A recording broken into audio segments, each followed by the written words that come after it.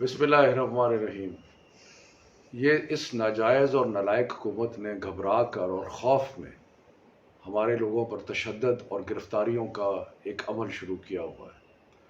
कल रात से पंजाब में तकरीबन 1100 मुकामात पे इन्होंने हमलावर हुए और मुख्तलिफ़ घरों में चादर चार दीवारी का जो तहफ़्फ़ुज़ है, जो उसकी एक सैंक्टिटी है, उसको पामाल किया, लोगों को हरासा किया, लोगों को गिरफ़्तार किया।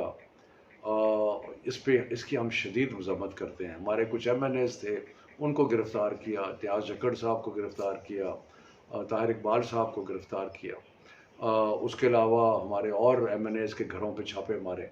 और ये सारा का सारा जो तरीक़ाकार है, ये सिर्फ़ और सिर्फ़ एक घबराहट, एक खौफ उसकी वजह से किया गया। हालांकि हमारी मार्च जो थी वो बिल्कुल पीसफुल थी।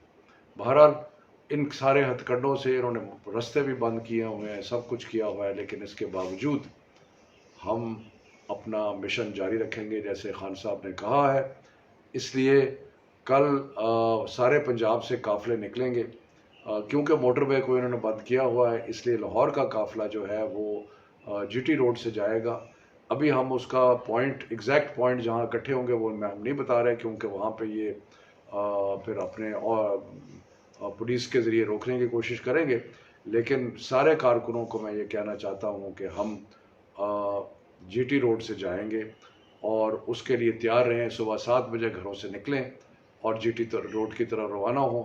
रात को हम आपको बताएंगे कि कौन सा मुकाम है जहाँ पे हम आपस में इकट्ठे होंगे। तो इसके बारे में कोई डाउट नहीं होना चाहिए और कोई शक शुबा नहीं होना चाहिए कि हम रुकेंगे नहीं। इंशाअल्लाह ताला ये कारवां जो है, कारवान जमहूरियत, ये चलता रहेगा, बढ़ता रहेगा और इस्लामाबाद पहुँचेगा और उधर से खान साहब इस्लामाबाद पहुँचेंगे।